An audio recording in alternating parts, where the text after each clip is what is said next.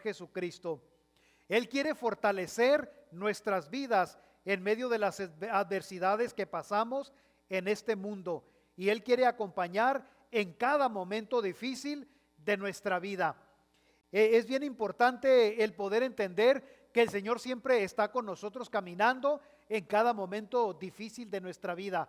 A veces pasamos momentos tan difíciles, ya sea económicos, familiares, problemas de enfermedad, de migración, de cualquier problema, ¿verdad? De violencia, en el cual pensamos que estamos solos, pero el Señor hoy nos quiere decir que Él está con nosotros, que Él nunca nos abandona y que en medio de la adversidad el Señor está ahí con nosotros, cuidándonos, protegiéndonos, para que nosotros sintamos su mano en nuestra mano, su mano en nuestra espalda, y que sepamos que Él está ahí con nosotros.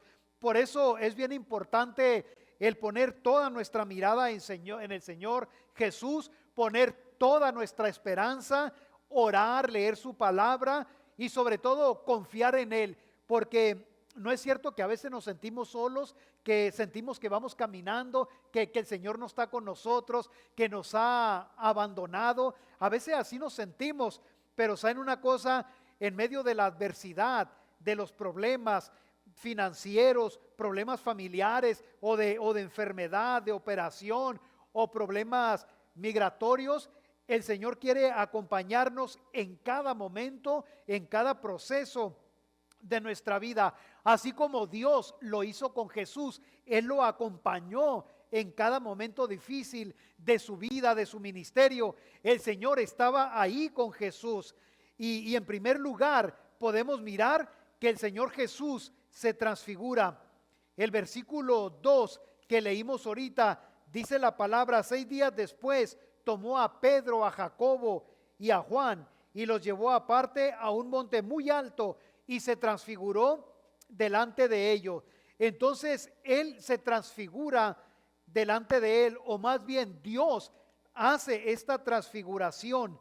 Ahorita cantamos un canto de Dios Padre, el Hijo y el Espíritu Santo, y los tres son uno, pero cada quien hace su trabajo. Y aquí en esta parte Dios estaba haciendo la transfiguración de Jesús, y lo hace con Pedro, con Jacob y con Juan. Y muchas veces nos preguntamos por qué no lo hizo con los 12 discípulos, por qué no más con Jacobo, con Pedro y con Juan.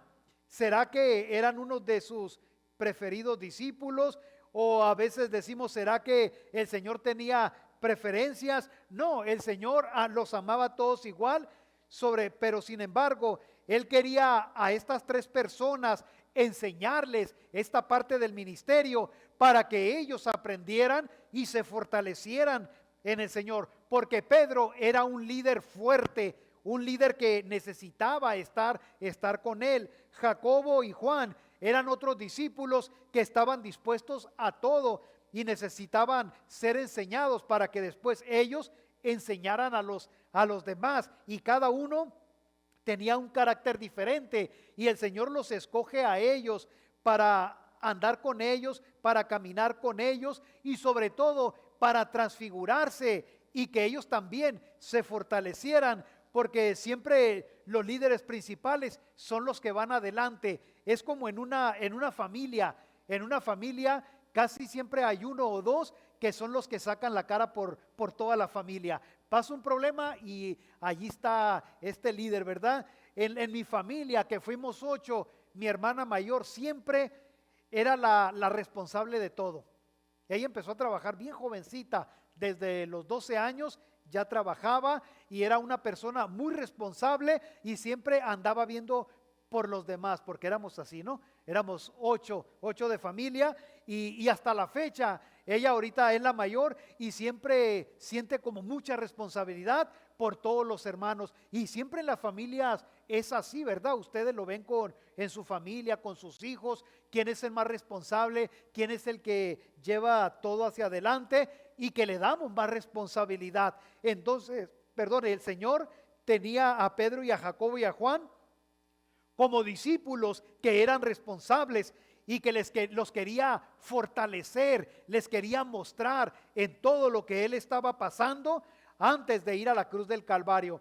Entonces, cuando él se transforma, sus vestidos se hicieron resplandecientes. Dice en algunos comentaristas que el vestido del Señor se hizo tan blanco, que ningún lavador o lavadero o lavadora o blanqueador los ha hecho así tan blancos que encandilaban. Hay ropa blanca. Ahorita me contaba un hermano que iba a judo y dice que tenía su uniforme de judo, dice, era tan blanco, dice, pero estaba tan percudido, dice, que ya no parecía si era amarillo o era blanco. Pero era por tanto uso que tenía, y ya cuando lo lavaban pues no quedaba bien, ¿verdad? Por tanta tierra, por tanto uso, tanto sudor y tanto que ya estaba también todo roto. Dice, pero ya no se sabía si era amarillo o blanco. Pero cuando una ropa es blanca así, que queda, que encandila, ¿verdad? Entonces la ropa, los vestidos del Señor Jesús resplandecían tan blancos que nadie los podía poner así, ningún blanqueador, ninguna lavadora, que encandilaban, y que era tan especial, ¿verdad? Lo que los discípulos estaban viendo y la manera como él se transfiguró. Y en esa ocasión se aparecen dos personajes bien importantes. Uno era Moisés y otro era Elías. Y siempre la pregunta, ¿por qué Elías? ¿Por qué Moisés estuvieron allí en el monte de la transfiguración? Una de las personas que me llama a mí mucho la atención es Moisés, porque él sacó al pueblo de Israel.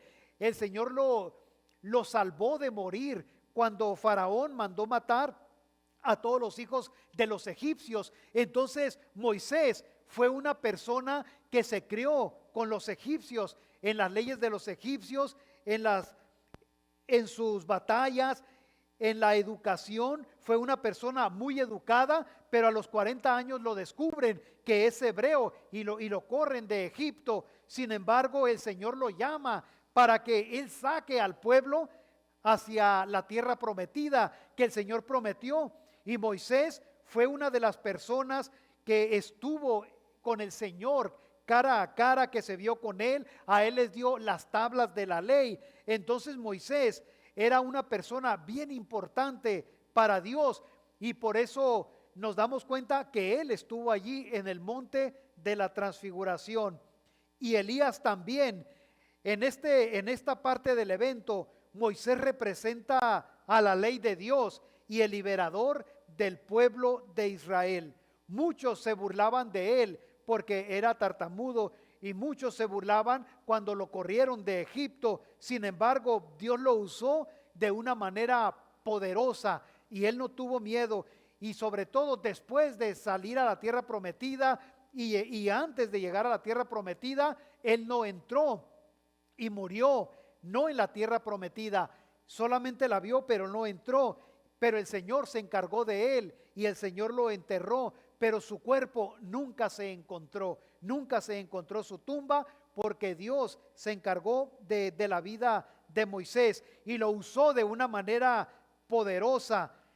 Elías era el representante de los profetas, y por eso también él estaba allí en el monte de la transfiguración.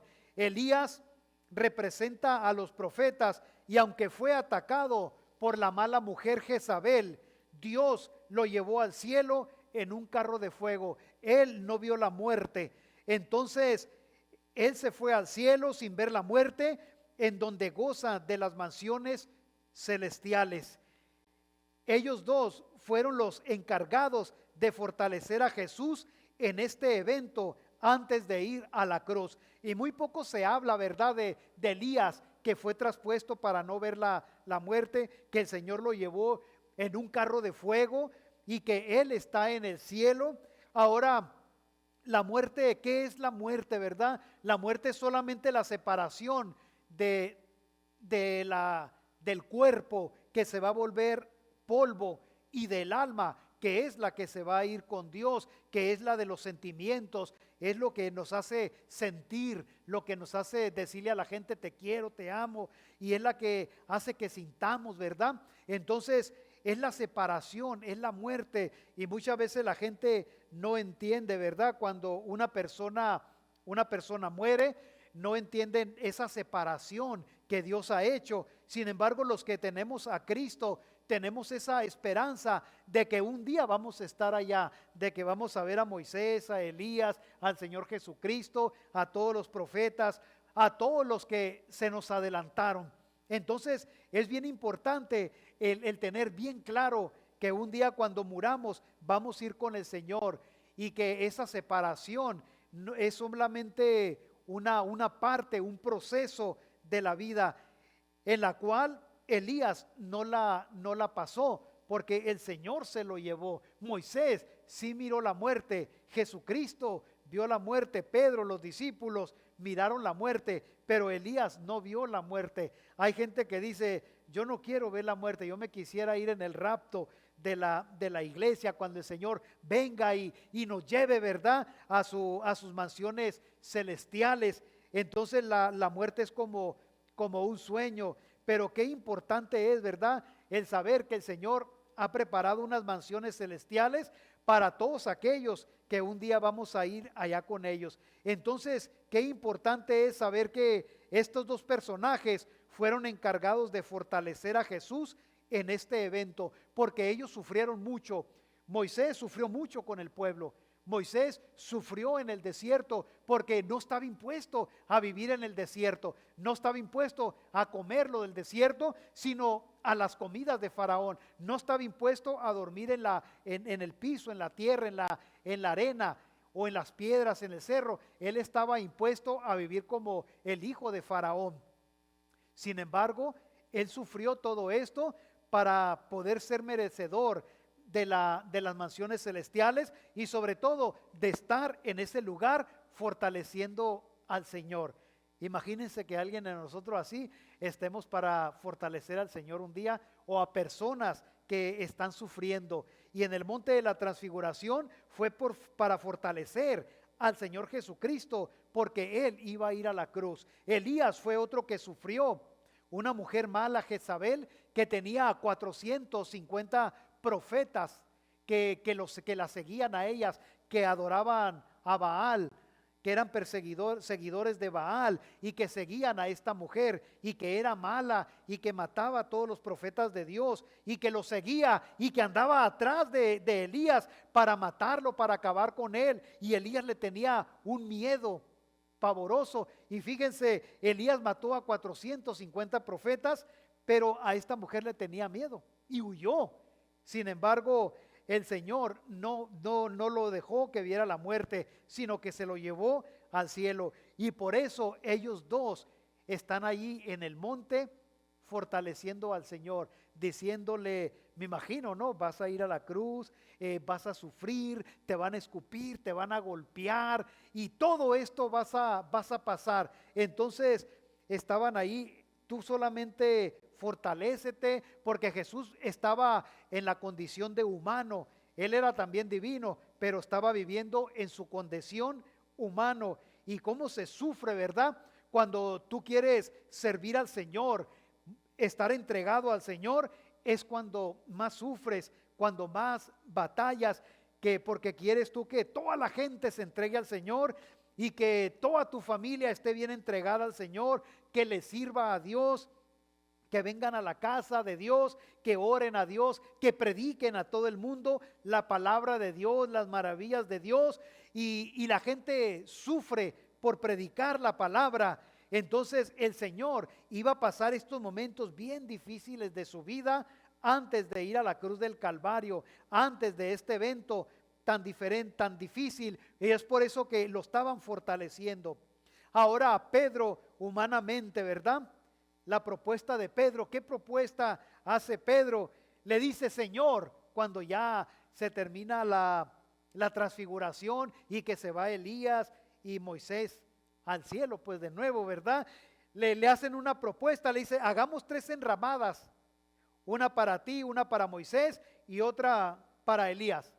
Hagamos 3 enramadas, 3 chozas, 3 para que ustedes estén ahí, los 3. Entonces los discípulos estaban espantados, pero Pedro le hace esa propuesta al Señor: hagamos 3 enramadas para cada uno de ustedes, para que descansen, para que estén bien.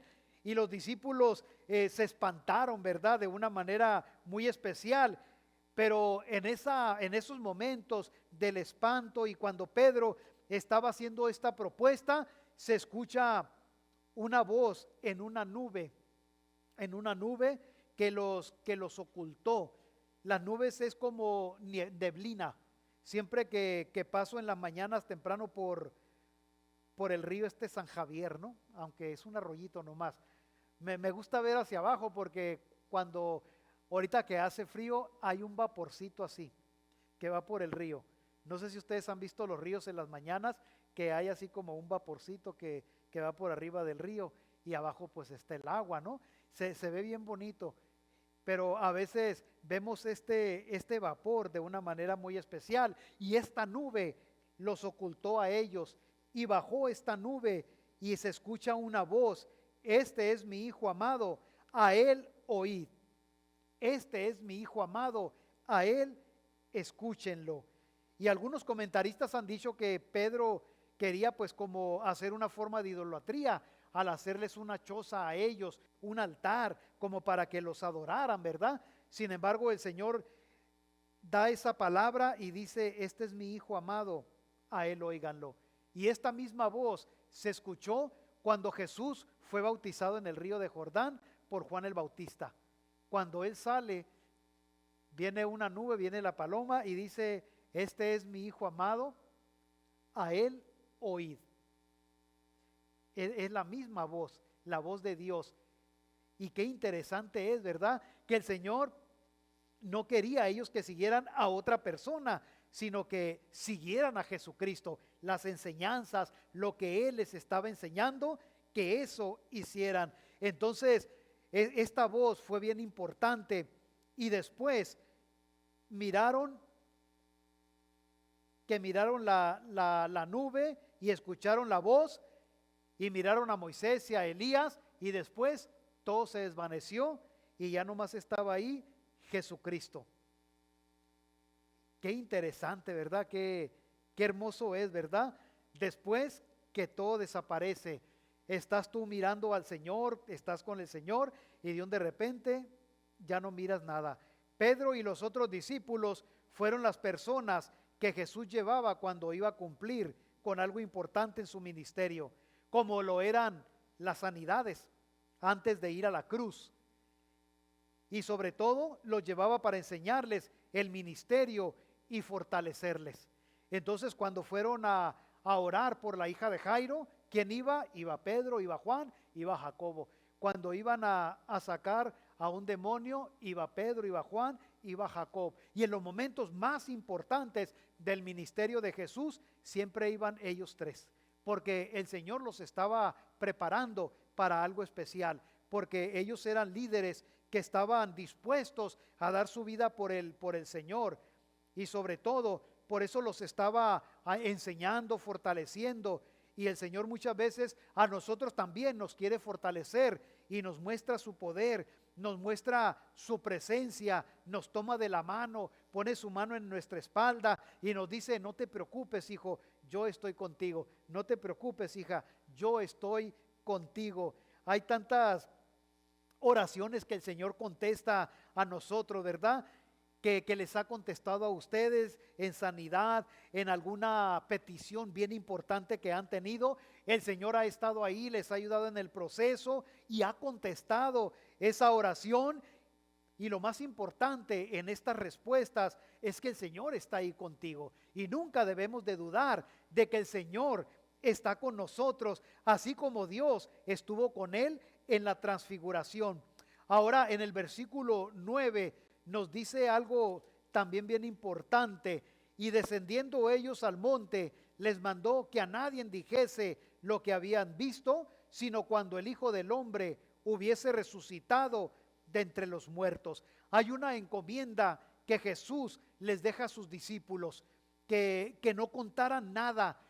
A veces la gente se pregunta por qué el Señor siempre cuando sanaba a alguien le decía, no le digas a nadie nada, solamente ve y muéstrate al sacerdote y dale gracias a Dios por tu milagro, pero no le digas a nadie nada. ¿Por qué encargaría el Señor esto? Y la gente que hacía, iba y le contaba a todo el mundo que Él los había sanado. O sea, no le obedecían. Ahora, ¿por qué el Señor le dice a Pedro y a Juan y a Jacobo, les ordenó no cuenten nada de lo que vieron? Y saben una cosa, ellos no contaron nada. No contaron nada. Hasta después de la resurrección, ustedes van a contar, van a decir lo que vieron, lo que sucedió. Y por eso esto está escrito en los 4 evangelios, en los sinópticos está escrito, porque el Señor quería que después de la resurrección se supiera toda esta situación, para que la gente supiera que el Señor tuvo ese encuentro con su Dios, esta fortaleza, y que miraron a Moisés y que miraron a Elías y que escucharon la voz de Dios, donde decían, este es mi hijo amado, a él óiganlo. Y en otra versión dice, este es mi hijo amado, en el cual tengo complacencia. Y en otra dice, este es mi hijo amado, a él síganlo.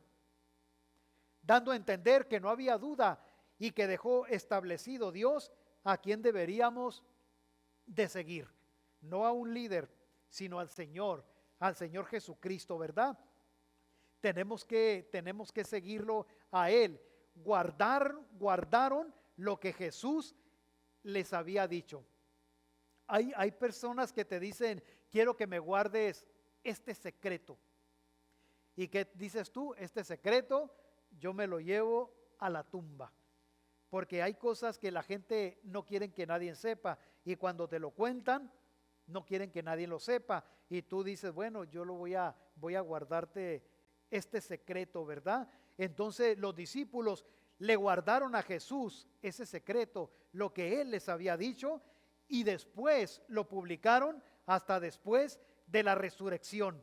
Los discípulos no entendían la resurrección ni otras cosas, pero Jesús les iría enseñando lo que iría pasando en su ministerio. Ellos solamente deberían de predicar y de dar a conocer las buenas nuevas de salvación. Era lo único que Él les estaba enseñando, a predicar, y nomás deberían de seguir predicando la palabra de Dios y de salvación, así como nosotros como iglesia tenemos que seguir predicándole a la gente la salvación, que Cristo es el camino, la verdad y la vida, y que nadie va al Padre si no es por Él. Es lo único que nosotros tenemos que hacer. No hay duda de que Dios quería fortalecer a su Hijo antes de ir a la cruz y darles una enseñanza a los 3 discípulos de seguirlos.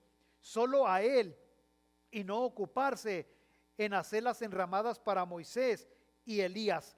No querían, porque cuánto tiempo iban a durar ahí haciendo las enramadas. Jesús lo que quería era que ellos siguieran adelante predicando la palabra y enseñándoles, porque Jesús no estaba quieto, siempre andaba de un lugar a otro predicando, sanando, hablando la palabra de Dios, orando por los enfermos, echando fuera demonios, predicando la salvación. Entonces Jesucristo lo que quería era que sus discípulos lo siguieran, y Dios también quería que los discípulos siguieran las enseñanzas de Jesús. Y esto es lo que el Señor quiere de nosotros también, que sigamos las enseñanzas de Jesús. Y conforme va pasando el tiempo y Cristo viene a levantar a su iglesia, va a haber muchas religiones que van a empezar a surgir, ¿verdad? Y hoy en día lo que pasa, ¿verdad? En este mundo es de que cada día surgen nuevas religiones predicando otras cosas. Algunos predican de Jesús, pero predican en contra de Jesús. Otros predican a favor de una cosa, a favor de otra, y empiezan a levantarse nuevas sectas. Pero esto es algo profético que iba a pasar, que decía Jesús, que en los tiempos gente se iba a levantar con falsas doctrinas. Y muchos, dice, van a escuchar, aún los escogidos de Dios van a escuchar a esas falsas doctrinas. Entonces desde el principio el Señor quería que sus discípulos siguieran a Jesús. Y hoy en día, después de ya más de 2000 años, el Señor sigue diciendo: este es mi Hijo amado, a Él sigan. Este es mi Hijo amado, en el cual tengo complacencia. Este es mi Hijo amado, a Él síganlo. Sigan sus doctrinas, sigan lo que Él les predicó. ¿Qué podemos aplicar esto para nuestras vidas? El Señor quiere que nosotros, como iglesia, como personas, como cristianos, no nos enredemos en falsas doctrinas o conversaciones que no nos convienen, sino en predicar a Jesús y seguirlos, y ser una iglesia de oración que practique los principios bíblicos. El Señor quiere que sigamos los principios bíblicos, que seamos una iglesia que siempre estemos orando al Señor. A veces yo recibo mensajes y me dicen: pastor, ¿puede orar por esto? Tengo esta petición, fulano de tal está enfermo, tuvimos este accidente, tenemos este problema en la casa, por favor. Entonces, uno nunca puede dejar de orar.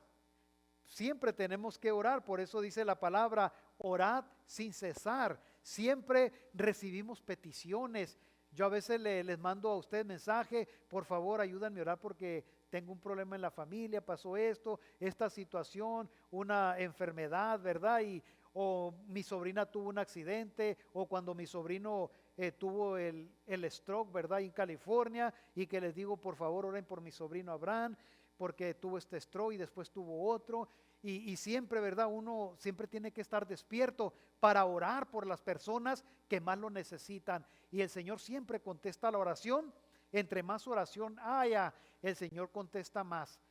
Y el Señor es fiel, y Él dice: todo lo que viene a mí, yo no lo echo fuera, y todas las peticiones yo las voy a contestar conforme a mi voluntad. Por eso yo les invito a que estemos orando y a que estemos siguiendo los principios de Dios y a que sigamos el camino de Dios. Amén. Vamos a orar entonces hoy, y si tú tienes alguna petición delante de Dios hoy en esta mañana, entonces dila o levanta tu mano y di: yo tengo esta petición delante del Señor. Sigamos orando por los enfermos, si hay alguien más enfermo, o por la recuperación de los que han operado, como al hermano Juan, ¿verdad? Que lo operaron hace como 3 semanas y sigue en la recuperación todavía. Entonces sigamos orando, ¿verdad? Por los que están enfermos, por los que están recuperándose, y también por aquellos que tienen problemas migratorios, problemas de corte. El mes que entra hay una persona aquí que me pidió que orara por su esposo porque va a ir a la corte en marzo, y es de migración, y no saben si lo van a dejar o lo van a deportar, y ellos tienen 3 hijos, y me dice: por favor, pastor, ore, ¿verdad? Es una persona que viene, es el yerno de Sara, la que viene aquí a veces también. Entonces oremos por este muchacho, ¿verdad? 3 hijos y que han estado aquí mucho tiempo, y pues ahora nomás así ya no pueden estar acá. Pues tenemos que orar, ¿verdad? Unirnos para orar para que el juez tenga misericordia, y no que no lo deporten, sino que le den su residencia rumbo a la ciudadanía.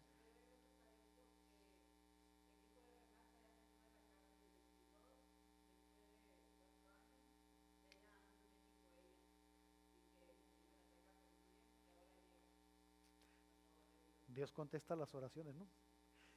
Y siempre estoy orando yo por estos muchachos, ¿verdad? Yo nomás digo por este, no los conozco, pero sé que son hijos de ella. Muy bien, entonces por eso es bien importante orar, ¿verdad? Porque tarde o temprano el Señor contesta la oración. La sobrina de mi esposa también, doy testimonio que la que se dio 5 vueltas y quedó el carro hecho pedazos, la operaron de la columna, no podía caminar y ya empezó a caminar. Ya empezó, ya está en recuperación.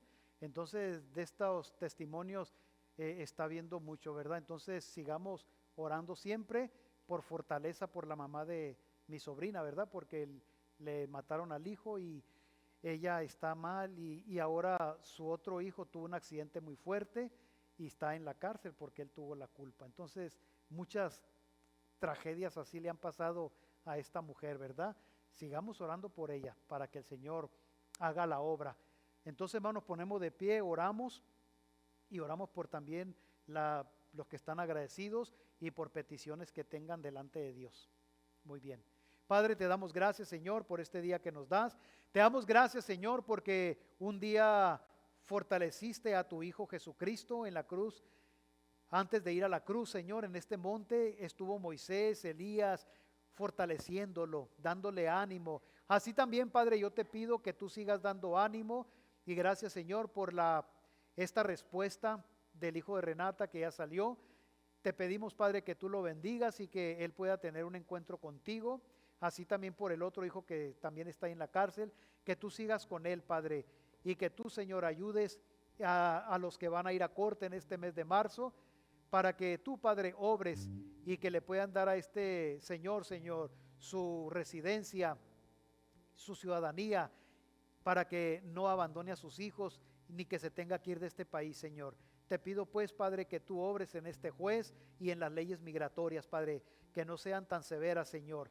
Te pido pues, Padre bendito, que tú contestes las peticiones de los que han levantado su mano y también, Padre, que nos ayudes para ser cristianos de oración, una iglesia de oración, una iglesia que lea tu palabra, una iglesia que esté entregado a ti y que confiemos en que tú estás con nosotros y que nunca nos abandonas, Padre. Perdona nuestros pecados y perdónanos, Señor, y ayúdanos a seguir adelante, Señor, confiando siempre en ti. En el nombre de Cristo Jesús. Amén.